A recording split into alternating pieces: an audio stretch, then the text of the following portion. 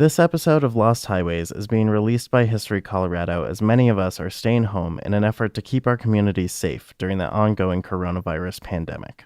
To those of you out there who are unable to stay home, whether it's because you're working to keep people safe, provide healthcare, or provide supplies, thank you. Lost Highways from History Colorado is made possible by the Sturm Family Foundation, proud supporters of the humanities and the power of storytelling for more than 20 years. And by a major grant from the National Endowment for the Humanities, exploring the human endeavor. On March 12, 1990, a diverse group of over 1,000 disability rights activists from 30 states gathered at the bottom of the steps of the United States Capitol. At that time, only 30 years ago, the Capitol was still inaccessible to the physically disabled, and many of the activists that day arrived in wheelchairs or other mobility devices. The plan was for the activists who could to leave those mobility devices and crawl up the 84 steps to the Capitol building to show how difficult it is for disabled people to participate in public life. Jennifer Keelan-Chaffins was just 8 years old at the time. She became a disability rights activist at the age of 6. The very first chant that I learned was, "The people united will never be defeated." And that was my absolute favorite because it was the first time as a young child that I ever saw all these adults fighting for their right to be recognized as equal members of society, and I absolutely loved it. Even though she was only 8, Jennifer knew she wanted to participate in what was being called the Capitol Crawl. A lot of times people hear about the barriers, but they don't always see how difficult it was. And so I thought that it would be very empowering. Here's Jennifer's mother, Cynthia. Now, originally, they didn't want Jennifer to do it for 2 reasons. Because she was too young, they felt that it was not safe for her, and they were concerned about how the people with disabilities were consistently being portrayed as children. You know, there was that stereotype, and everybody was concerned about that. And so, you know, when it came time for everybody to leave their chairs and start climbing, you know, she was told, no, you can't do it.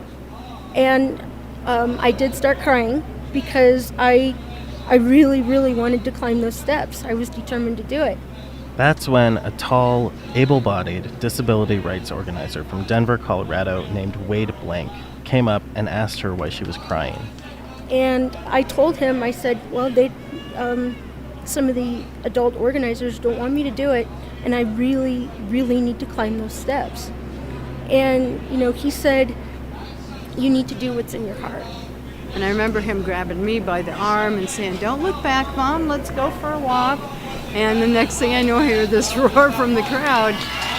And I look back, and there's my daughter climbing. From History Colorado, this is Lost Highways, dispatches from the shadows of the Rocky Mountains. I'm Tyler Hill. And I'm Noel Black. On each episode, Tyler and I explore overlooked stories from our home state of Colorado and the American West. On this episode, The Gang of 19.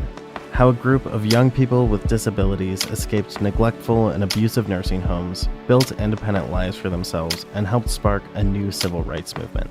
They would revolutionize how we think about accessibility. Their actions would make Denver the first city in the United States to have a fully wheelchair-accessible public transit system. It would culminate in the Capitol Crawl in Washington, D.C., and eventually with the passage of one of the most important pieces of civil rights legislation of all time, the Americans with Disabilities Act. Sorry about that. It's a cold, overcast day in January, and I'm in Schuyler, Nebraska to meet up with Bob and Renate Conrad for an interview. It's in the single digits, and I've barely walked from the car to the sidewalk in front of the Conrad's house before there are icicles on my mustache. Schuyler has a population of around 6,000 and is about an hour away from both Lincoln and Omaha. I was already on my way here from Denver when I got a call from the Conrads saying we might have to cancel. They were afraid that between the bitter cold and the inch of solid ice that covered the sidewalks, their electric wheelchairs wouldn't be able to make it into town to meet me for the interview. They have an old, beat-up, modified minivan that they sometimes use to get around, but they can't find anyone to drive it, so I offer. I pop the hood and attach a cable to the battery, They have it disconnected every time they're not using it, otherwise the car won't start. Then, I pull down the ramp, Bob and Renata load themselves into the car. And does this latch go back in? And we're off. Is it cold enough for you today? It is freezing. I'll take that as a yes. You guys were not kidding about the cold. Yeah. You said take a right on Denver? Yeah. Well, it's been below zero for the last 2 weeks. And you can see why we didn't want to travel on the ice. Yes, I can see that. And then there's the wind. Right, it says wind below zero for 2 weeks. The Conrads tell me they haven't been out of the house in over a month because during the winter it's too cold to roll all the way into town and their electric wheelchairs have trouble on the ice. Sorry, I'm going very slow because of the ice. We get to the local bank where we'd reserved a quiet back room to do the interview and go through the whole process all over again as Bob and Renata get out of the car and go inside. After loading and unloading Bob and Renata from the modified van in the freezing cold and watching their wheelchairs slip and spin in the ice and snow, we finally sit down for the interview. And they tell me about the night of July 5th, 1978, which they spent lying in the street at one of Denver's busiest intersections. You know, having a rock for a pillow is not the best thing to have. Yeah. We joke, she and I joke about it because I say that's the first time I slept with my wife. You know, but that's kind of how it worked out. Yeah.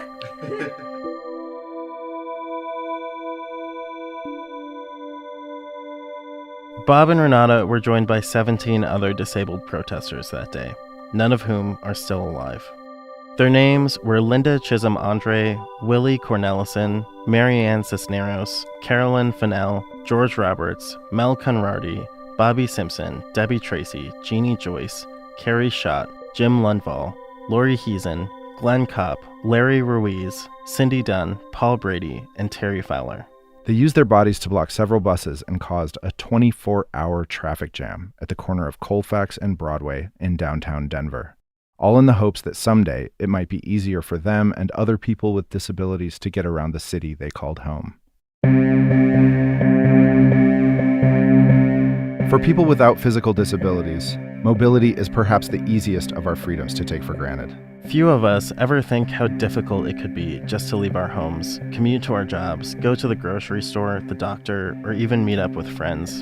And transportation frustrations were running high when the disability movement started to percolate in the mid-1960s and early 70s. People with disabilities had seen the power of activism and disobedience during the civil rights movement and wanted to advocate for change. But many were stranded in nursing homes or various other institutions that kept them separate from the public, which made it difficult to organize. Here's Joe Shapiro, a reporter for NPR and the author of No Pity: People with Disabilities Forging a New Civil Rights Movement. He says that historically, people with all kinds of disabilities have been institutionalized.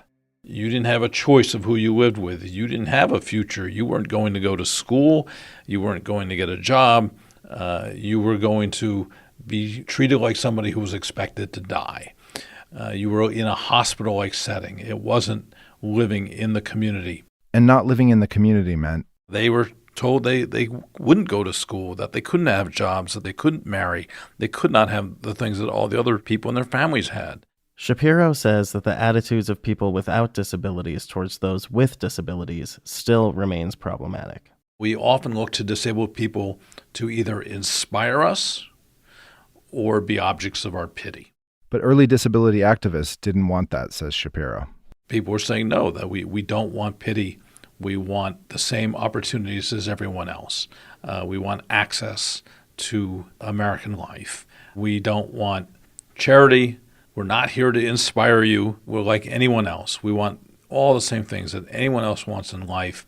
So if there's a steps to a building, then I can't take a job there, or I can't go to a college class there. If I can't get on a bus, then I can't even get to that building or to that college in the first place. And that's how independent living and transportation became some of the key issues that the disability rights movement started to focus on when the institutions began to shut down in the 1960s and 70s. Many people like to think of institutions as artifacts from the past, and that's not actually the case. There are institutions that are alive and well today, including large-scale institutions. But it is true that between the 1960s and the 1970s, we saw a mass deinstitutionalization movement to shut down many of... This is Lydia X.C. Brown. Lydia is a disability rights activist and works at Georgetown University. They use they, them pronouns. And they say that though there are a myriad of issues that come with institutionalizing people with disabilities, one of the major ones is that it robs them of the opportunity to participate in public life. One institution that I was aware of was located in a place that was so remote that not even the fire department knew how to get there. And that's pretty horrifying. So for one thing, just from a pure safety perspective, but secondarily what that speaks to is a larger issue of ableism that is so pervasive and so profound in how transit and institutionalization have often functioned in tandem to isolate and to segregate disabled people out of the community. Ableism can refer to all kinds of interpersonal or systemic oppression of people who are disabled. And Brown says all forms of oppression are interconnected and dependent on each other. That's why they emphasize the diversity of the burgeoning disability rights movement at the time and the fact that many disability rights activists came out of other civil rights movements. People with all kinds of disabilities, both physical and mental, as well as people of all genders, races, and sexualities, were starting to work together. Sylvia Rivera, who is one of the two trans women of color who started the Stonewall riots, was also a disabled trans woman of color. And she spoke very openly about her madness, about her disability.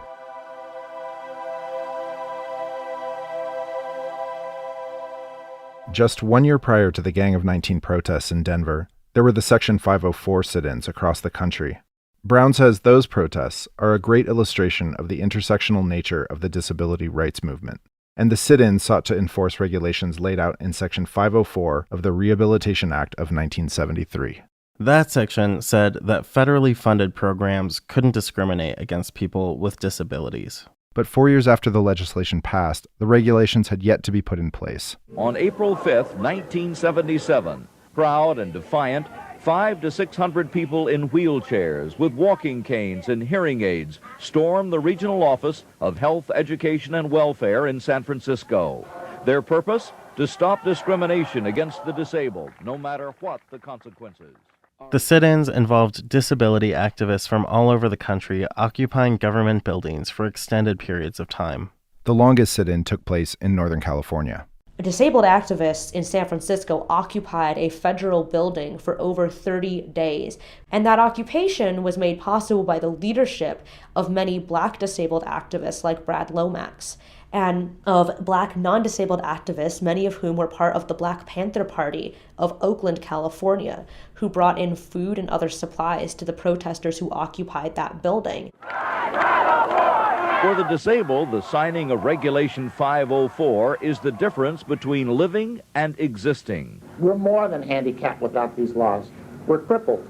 504 means access to public transportation and public spaces. It means free public education and no job discrimination. All basic American civil rights, unless you're like me.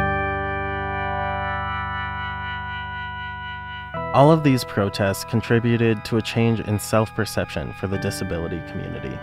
Well, when I first got involved, it was a time when a lot of disabled people, mostly young people, I would say people in their 20s, 30s, had seen around them the civil rights movement. They'd seen the women's movement. They thought, I think it's our turn too. This is Mary Johnson. She was the editor of a publication called The Disability Rag. It started in the late 70s as an effort to get news about the disability rights movement to people who couldn't leave their homes because of accessibility issues. Some of the ones that I knew were people who actually were very lucky in that they actually lived at home, but always with their parents, even though they were in their 30s, some of them in their 40s. They didn't want to live that way. They wanted independence. Johnson says that the change in self-perception that the disabled community was starting to experience was a key factor in getting the movement off the ground. They understood that they wanted to be participating members of society, and they felt that society was telling them that they had to accept the beneficence of others and did not consider them to be contributing members of society. They were supposed to be grateful for help, but not do anything on their own. They wanted to shrug all of that off and be part of society. They wanted a meaningful role in society.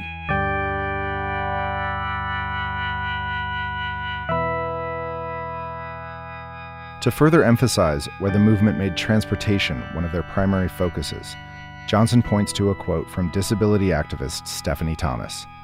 I remember her saying that transportation was the key to linking with others, and that's absolutely true. It's the ability to get out, the ability to connect, the ability to be part of the public. Here's Lydia XZ Brown again. They say that transportation is not only an important part of civic life, but of having any sort of social life as well. Well, it doesn't have to be tied to work or school to know that if you live somewhere, it's important to be able to connect with people on your own terms and in a way that works for your body and your brain. Joe Shapiro. I talked to one of the founders of the disability civil rights movement, a woman named Judy Heumann, and she told me, she said, disability only becomes a tragedy for me when society fails to provide the things we need to lead our lives. It is not a tragedy to me that I'm living in a wheelchair. And that got to the core principle of the disability civil rights movement, that the issues of people with disabilities, they're not medical issues, they are issues of civil rights. Do we have the same opportunities as other people to be full participants in American life?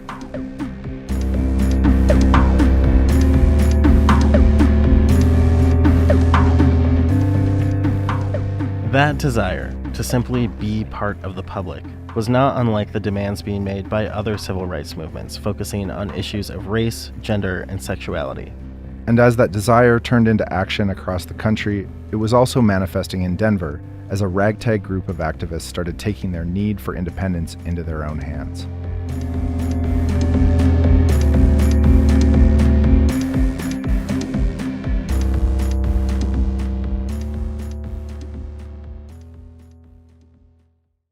As the number of cases of COVID-19 grows in Colorado, History Colorado wants to hear from you about how the outbreak is changing your daily life. Tell us about what you're doing to navigate work and family needs. Has your place of work reduced hours or been forced to close? What steps have you and your family taken to prevent the virus's spread? What will you remember about this moment? Help History Colorado document this important history in the making. We've set up multiple ways for you to share your stories, photographs, and videos with us. You can call us at 720-466-8215 to record your story. Or you can email a voice memo, photo, or video to curator@state.co.us. You can get more information about how to participate at www.historycolorado.org/COVID-19 or in the episode description for this episode. Thanks for doing your part to care for our community.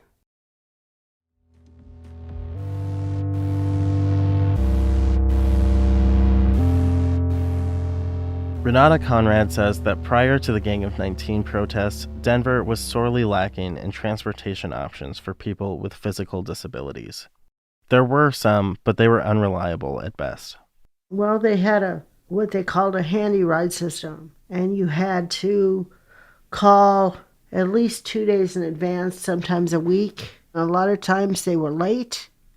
Sometimes they didn't even show up, and it was very difficult if you had to, if you canceled for any reason, then you may not get a ride for, 2 weeks. And they would charge you $30 one way to go somewhere. And most people can't afford that. So they were stuck. The handy ride system and similar paratransit options across the country were sometimes adequate for things like doctor's appointments that you knew about in advance. But as far as the ability to, quote, be part of the public, as Mary Johnson put it, to see your friends on short notice or have the independence to do any sort of recreational activities, it was a nightmare. The inability to get around and live an independent, self-determined life was even more discouraging to those people with disabilities who had been relegated to nursing homes. A lot of them were neglectful or even abusive. Here's disability activist Latonya Reeves talking about a so-called rehab center where she lived for a while as a kid in Tennessee. There was a therapist there. If you didn't do what she would say, she would abuse you. For instance, I cried because she hurt my legs and she took me in the bathroom and stuck my head underwater and told me she would drown me if I didn't stop crying. Being a young person in a nursing facility could be especially difficult at a time in life when most kids start to make their own decisions and experience freedom for the first time. They tell you what to eat. They tell you when to go to bed. Latonya says her experience in nursing homes as a kid is part of what made her become an activist. That turned me into a real fighter. I decided then I never will go anywhere else that I don't want to go to.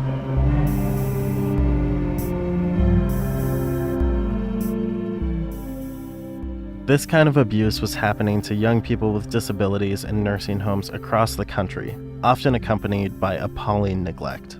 Here's civil rights attorney John Holland describing a particularly bad nursing home called Heritage House in Denver. One guy was amputated above his waist, described as the shortest human being in Colorado because of untreated festering bed sores. It was a litany of abuse. Holland sued Heritage House over the neglect and abuse that was happening to the residents there. And it was during that time that Holland met a young Presbyterian minister named Wade Blank. Blank was a civil rights activist and organizer who had been working with the residents at Heritage House. He and a handful of residents would make Denver one of several epicenters of the disability rights movement in the U.S. Here are John Holland, Joe Shapiro, and activists Anita Cameron, Mary Johnson, and collaborator Barry Rosenberg describing Wade Blank. Blonde, long-haired guy who I don't think you would describe him as a flashy dresser. He was a major Cleveland Browns fan. Big time. He'd wear his Cleveland Browns jacket and his Cleveland Browns hat. Actually, he was buried in his Cleveland Browns jacket and hat. Sure, Wade was tall and lanky. He had long blonde hair, often somewhat tangled. Sometimes he would pull it back. Sometimes he wore a bandana. I think he liked to affect the mystique of a 60s organizer. And these kind of square glasses. So he looked like a hippie. He literally did. But he was a Presbyterian minister. And he walked with long strides. I remember that. And it was very hard to keep up with him, both physically and intellectually. And he'd been active in the civil rights movement and the anti-war movement. Actually, he grew up. He had a black roommate who accused him of being a racist when he found out that Wade was a supporter of Barry Goldwater. And Wade's like, no. And so he's like, if you're not racist, I dare you. You come with me to Selma. And so Wade went down and marched on Selma on Bloody Sunday. He was blown away by the killings of the students at Kent State where he'd been working. He basically just went on the road and needed to think about everything and ended up in Denver. And he gets a job at this nursing home at Heritage House. And he works there for a while on the wing with the young people with disabilities. I remember him saying, like the Janis Joplin song, that freedom's another word for nothing left to lose, and these people had absolutely nothing left to lose. People in a nursing home had a personal care allowance of $10 a month. The cheapest transportation was like $30 a trip. Now, it turned out I had a Volkswagen van. I took out the back seats, and I could fit in at times 4, at times 5 wheelchairs, usually 2 or 3, and we would go places. We went rafting up in the mountains, camping in the mountains, doing a lot of things that people have never done before. We used to go to the movies and do, try to normalize. People had never been to a movie theater. To take them to rock concerts. He would serve wine at dinner.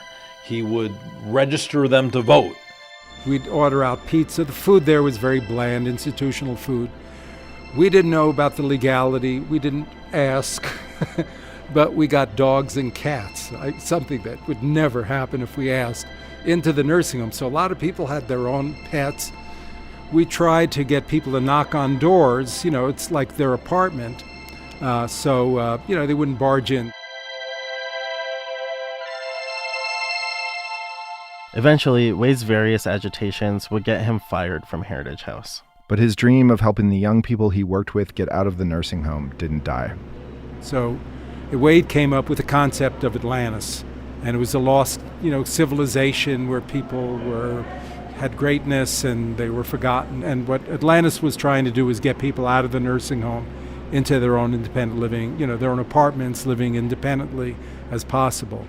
And we got a $20,000 grant to make 8 units, I believe it is, of a public housing project on 11th and Federal, wheelchair accessible. So people moved out from the nursing home, 14 people, and we had an office there. And that was the start it was the first program in the United States to get people out of nursing homes into their own apartments.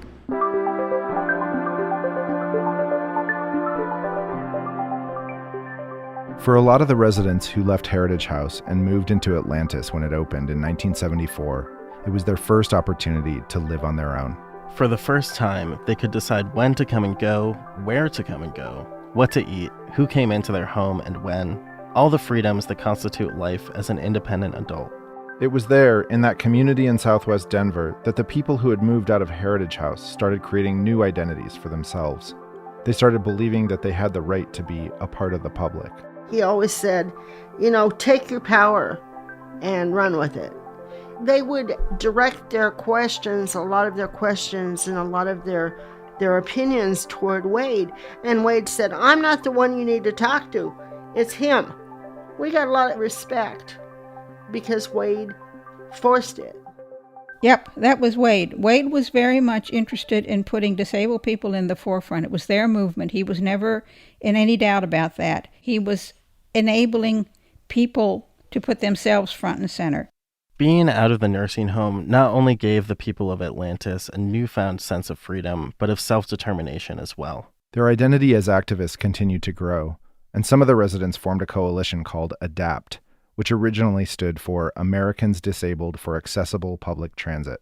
But even before ADAPT was its own organization, the members of the Atlantis community were pushing for better accessibility in all aspects of transit and mobility across the city. When they started doing the curb cuts, one of the first protests that was done, disabled people took sledgehammers to the curbs to make people visually see that, the curbs have to be broken down. And those curbs did get broken down. The ramps from the sidewalk to the street that are so common today were the direct result of the work of disability activists like those from the Atlantis community. At the same time, John Holland was suing nursing homes and various inaccessible institutions left and right. One of the issues he was working on had to do with RTD, Denver's Regional Transportation District. They had announced they were buying all these inaccessible buses, and there was a lawyer at RTD. I called him up and I said, I'm going to sue you to enjoin all of these buses unless you agree to put lifts on them. And he said, well, I can't do that because that'll cost us a lot of money. I said, well, you could have them configured so they could accept a lift retrofit. And he said, okay, we'll design them to accept a retrofit. And then I said, okay, we'll sue you to force you to retrofit them. But he needed a plaintiff. So he called Wade blank. Wade didn't take but minutes to go, we'll be plaintiffs, we'll sue. They put together what they thought was a really strong case. So we did our best, and we thought we won. And so it was just a question of will and desire and interpretation of statutes that already existed. But the court was conservative, and with tears streaming down his face, he said, no. Go to Congress. They had lost the case, and that's when Blank called a press conference. So Wade went outside, right out to 19th and Stout, and said, not until the judges in the North learn like the racist judges in the South, that these people have a right to ride buses, just like those people had the right to go to public restaurants and anywhere they wanted, and to ride anywhere they could find a seat.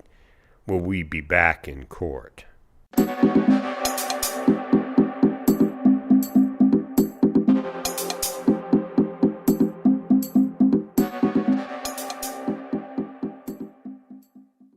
Support for History Colorado comes from Colorado State University.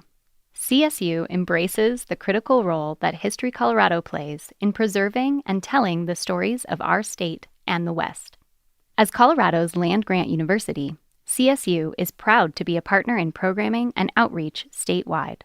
As they celebrate 150 years of education, research, and service, CSU remains committed to preserving the past and creating a brighter future. Learn more at colostate.edu.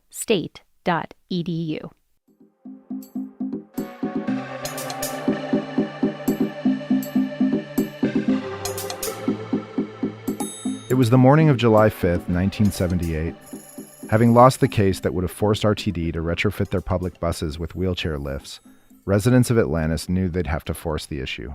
We said, well, the only way to change this is to do a protest, and the easiest way to do that is pick a location that's central to Denver, where all the buses actually go by. So we said that this is what is going to happen. So the ideal spot was Broadway and Colfax, epicenter of the city, right by the Capitol, etc. So a bus comes by going east on Colfax. It didn't take many people to stop a bus. I mean, it's ridiculously easy to do. You actually only need 3 people. The bus driver pulls up, and if you time it right, he's going to be at a red light, so you stick that guy in the door of the bus, so the bus ain't going to move. And then you get somebody in front of the bus, and then you get the person on the other side of the bus to stop the bus from turning. One of us would move out in front of the bus, and then the bus would try to get around the first bus. And at that point, everybody ran out in front of the bus, not ran, but wheeled out in front of the bus. And we were lined up all across Colfax and Broadway. The Gang of 19, as they eventually became known, actually started out as the Gang of 18. They had blocked several buses that morning and were holding their ground. That's when Bob noticed Renate, an old acquaintance. I'm going down the street because I'm going to a job interview, and I have to get on it was a number 15 bus at the time. And I'm going down the street and just minding my own business, and this voice comes out of nowhere. Raby, get your butt over here. Well, it was him. My maiden name was Raby. And he says, get your butt over here. And I said, what? I'm going to a job interview. He says, no, you're not. And so she ended up staying for the protest. And I didn't go to the job interview.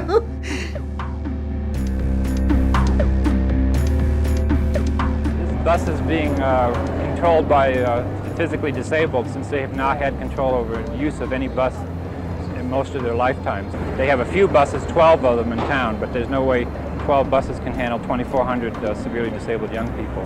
What brought it about today? Well, we just lost a The Atlantis community, basically, the nursing home residents that had moved out of Heritage House, were in the streets. And the police didn't know what to do. Think about where the protest is. The mayor, the city attorney, the chief of police, headquarters are just a block or 2 away. Then the city had to deal with, what are we going to do with these disabled people if we arrest them? Jails aren't accessible. They didn't know what to do with us, and they didn't want to, we don't like the attitude, but people can be very paternalistic towards disabled people, even when you're protesting. The police in Denver and the city attorney and the mayor of Denver did not want to appear as fall guys. Instead, the geniuses for our government, they decided they would arrest the attendants. Arresting the attendants because they didn't want to be seen carting people away in wheelchairs, because that just makes Denver look like shit.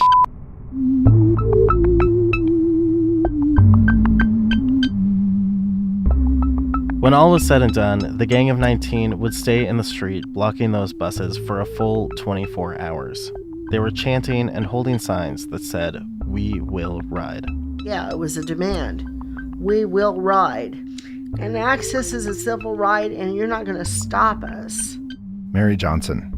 They had a chant they would always use, "We will ride," and I think that encapsulated a whole lot more than riding. It encapsulated a desire to be out and among people, to be part of the public. When the dust had settled, the fact that the police had arrested their able-bodied attendants and not the actual protesters would come back to bite the city of Denver. It certainly raised a lot of funny questions because who was guilty? Who was guilty of the crime of interfering with public transportation? Was it the attendants or the disabled folks that were protesting? And obviously the system didn't even respect them enough to arrest them. Raising the question, how do you have a civil rights movement if you can't even be arrested? Holland used that to his advantage. So there's a constitutional principle that goes back over 100 years on equal protection of the laws, which prohibits the selective enforcement of the criminal law. So I filed a motion to dismiss all of the charges against the attendants. The Atlantis community had earned the right to be arrested. Now that may seem very insignificant. Why would disabled people want to be arrested? But what it says about us is that we have the power and we're willing to take whatever risk we have to get what we want. And now she and I have been arrested in so many cities I can't even tell you. Internationally and in the United States. Joe Shapiro says that the actions of the Gang of 19 did a lot to change the perceptions of people both inside and outside the disabled community. So here you had 19 people who had been told their whole lives that they couldn't do things, and now suddenly they were forcing a transit system to back down by putting their wheelchairs in front of buses. So that was striking. It was counter to the image that people had of disabilities, and it was counter to the image that people with disabilities had of themselves. You know, the original 19, you have to understand, literally came out of those nursing homes and had no purpose, no validation, no nothing. And then from there, they begin to see, okay, I have some value here, and I guess they saw their value in the protest because they began to understand they could change things and do something for themselves as well as other people. And once the Atlantis community convinced the police that they were worth arresting, they started getting arrested. A lot. It was a powerful demonstration that this movement had begun, that it was going to be public, that it was going to be visual, that it was going to make people itchy, that it was going to bother things, that it was going to win. So there was literally a cacophony of demonstrations. Demonstrations became the thing. The Atlantis community and other disability rights activists staged all sorts of protests. It was all theatrics.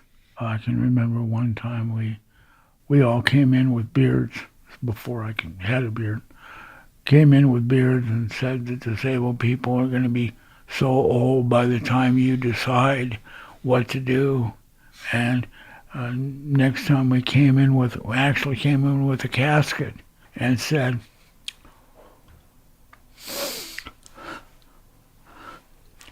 people are dying. Yeah. People are dying waiting to get on transportation. And actually people had died. Yeah. You know, I mean, it's just, when you see that happen and when it gets so personal to you, I mean, the fight gets stronger. From the Denver experience of Colfax, we began to literally, RTD was our target. And the American Public Transit Association, which is their union, we began to, every year they would have their meetings, and we would go to those APTA meetings. By any means necessary, we would get into those meetings, somehow. I have slid down an escalator, running escalator, on my stomach to get into one of the meetings. Because once we got there, then we could say what we needed to say, and APTA represents all the transportation districts in the nation.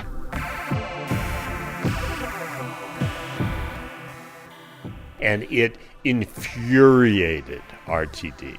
So Denver was increasingly facing the question, who are we? Who do we want to be? And do we want to look like this? RTD's union, APTA, or the American Public Transportation Association, was national, and the movement started to spread. At that point, it was a national movement, and there were people coming from all over, every city and state and town. And RTD couldn't handle it, so they made peace. And we made a compromise, and the compromise was we got everything we wanted. Every single bus was equipped with a lift. And instead of fighting the movement, Denver decided that they would join it and become the most accessible city in the world at the time.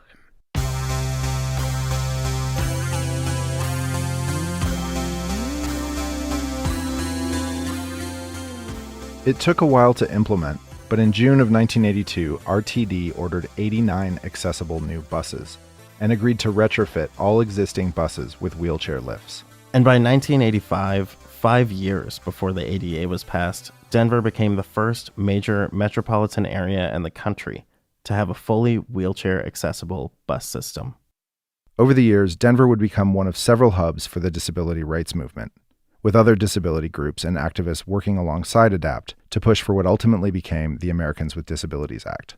The ADA is widely considered one of the most important pieces of civil rights legislation of all time, and the activists who fought to get it passed say that it wasn't just about them. Here's Renate Conrad. You know, anybody, you can be disabled, I can be disabled at any minute, at any given time. You know, get in a car accident or have an illness, and suddenly you're not able to get where you needed to go. And as more and more people realized the importance of accessibility, the movement grew beyond the few small pockets of the country where it started. In the following years, there were government reports, more advocacy, more lobbying, and more demonstrations, which finally culminated at the steps of the U.S. Capitol in Washington, D.C. in 1990. Here's Jennifer Keelan-Chaffins again, who was 8 years old at the time. I remember that during that day, it was really, really hot. And, you know, for an 8-year-old, that's like Mount Everest, but I was determined. And so one of the things that I'm famous for, you know, is saying, I'll take all night if I have to. The crawl was grueling, and the heat from the pavement that had been baking in the DC sun all day didn't help. Finally, she made it. I remember once I reached the top, and I looked up, and I saw this man, and we all had a leaflet in the back of our pockets as to why it was important to pass the ADA. And I remember grabbing it out of my pocket, handing it to this man, and saying, "Can you please give this to the president and tell him that it's important that he pass the ADA?" Robert Dinerstein, director of the Disability Rights Law Clinic at American University in Washington, says the crawl helped speed up what had been a slow legislative process. The crawl, I think, was a way to make palpable just what it meant to be excluded. Ultimately, Congress passed the Americans with Disabilities Act, and George H.W. Bush signed it into law on July 26, 1990, with wide bipartisan support. 3 weeks ago, we celebrated our nation's Independence Day, and today we're here to rejoice in and celebrate another Independence Day, one that is long overdue. And with today's signing of the landmark Americans for Disabilities Act, every man, woman, and child with a disability can now pass through once closed doors into a bright new era of equality, independence, and freedom. Until the ADA, really, disability groups tended to be pretty divided and oriented more towards the particular disabilities of their members. So you had, people who were advocates for blind people, people who were advocates for deaf people, people advocates for people who use wheelchairs. But what was really impressive about the ADA and has carried over is groups coming together and forming a kind of a coalition, a consortium that said essentially, well, even if this is a particular concern of yours and not mine, I'm going to support it so that in turn, you can support my concerns. And that kind of cross-disability advocacy was critical, I think, to getting the ADA passed.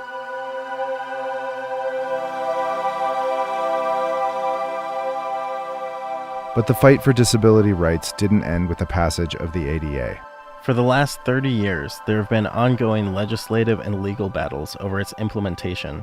Not to mention the societal challenges that still make life difficult for people with disabilities.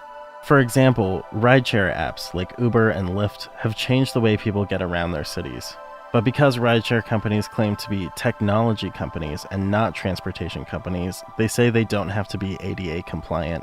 Here's Lydia XZ Brown again. They say there's a long way to go in terms of truly addressing these kinds of systemic problems.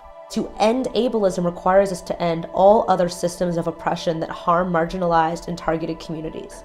That to end ableism and to understand it requires understanding that disabled people at the margins of the margins are always, already, and now still are those who are most harmed by ableism in all of its forms. That it is, in fact, disabled people who have always been leading the fights and leading the work and consistently had our contributions erased. And that's still true today, unfortunately. It's a rare, warm February day in Denver as I walk to meet ADAPT activist Dawn Russell. She's going to give me a tour of the Atlantis Community and ADAPT headquarters, which has just moved to a new location in the Baker neighborhood of Denver to give them room to expand. We're at the center of everything as it relates to Denver, and for ADAPT, we're at Colfax and Broadway, and we're catching the number 52 to Atlantis, the mother and home of ADAPT. The bus arrives, and Dawn waits patiently for everyone else at the stop to board before the driver can put down the ramp. Most people are patient, but some... They're blocking the bro. Right here at Colfax and Broadway, all the flavor you can imagine. So you work around the other customers and you wait your turn, and the driver will let the lift down, and I will go on the bus. The driver gestures at Dawn to see if she's waiting to get on the bus. Yes. Yes, please. Please and thank you. Then he pushes a button for the lift to come down. You wanted a description, and as it would have it, they just lowered the bus so that the ramp would come out, and it's just stuck in midair, but he'll fix it. Is this happening a lot? No, not that often. Not that often. But something always happens at the bus stop. Okay. He's going to pull it up and see if it might be the slope that is not allowing it to go all the way down. The driver readjusts the angle of the bus, but it still doesn't work. So he gives the lift a firm push with his hand. Yay. That's a good driver. That'll finish that manually. Thanks a lot. Thank you, driver. Despite the fact that it's not perfect, Dawn is still thrilled that she can get around Denver on her own. Bob and Renate Conrad echo that and are still proud of the legacy of what they accomplished with the Gang of 19. I had an experience. I was on an RTD bus. The bus holds 2 chairs. So another guy got on the bus. A younger kid, had to be 15 years old. And he had the biggest smile on his face. And he was just thrilled to death to be on the bus. And we were headed towards a shopping center. I said, why are you smiling so much? He said, this is the first time I've ever been able to be out on my own without my mom taking me somewhere. He said, this is a sense of freedom I've never had. I can finally direct my own life.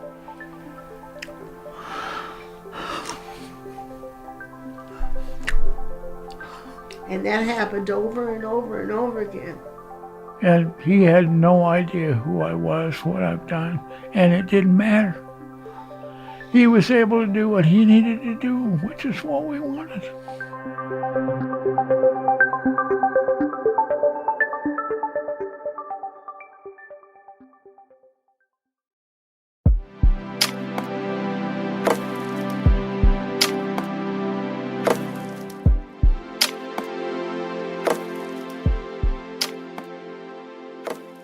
Lost Highways is a production of History Colorado and History Colorado Studios. It's made possible by a generous grant from the Sturm Family Foundation, with particular thanks to Stephen Sturm and Emily Sturm, and by a major grant from the National Endowment for the Humanities, Exploring the Human Endeavor. Again, if you enjoyed this podcast and want to support it, please become a member of History Colorado. You can get 20% off your membership at historycolorado.org/podcast discount. Plus, you get all kinds of great benefits like free admission to our 8 museums around the state, where you can learn more about the stories we tell on Lost Highways. And even if you don't become a member, you can still get $2 off admission to any of our museums just by mentioning the podcast. Special thanks to Susan Schulten, our history advisor on this episode, and to Chief Creative Officer Jason Hansen, our editor. And to Amanda Lane of History Colorado, who recently transcribed all our episodes. If you'd like to see the transcripts, either as a matter of accessibility or because you'd like to use Lost Highways in your classroom, you can find them at historycolorado.org/lost-highways. The music for this episode was by Earth Control Pill. Our theme is by Connor Bergall. Many thanks to our editorial team, Jason Hansen, Sam Bach, Sean Boyd, Brooke Garcia, Steve Grinstead, Kimberly Cronwall, Jose Ortega, Julie Peterson, Angel Vigil, Marisa Volpe, and Zach Workowicz. And to our advisory group, which includes Stephen Sturm, Emily Sturm, Jason Hansen, Thomas Andrews, Jonathan Futa, Charlie Woolley, Susan Schulten, Tom Romero, and Kara DeGette. Finally, thanks to the entire staff at History Colorado. I'm Noel Black. And I'm Tyler Hill. Thanks for listening.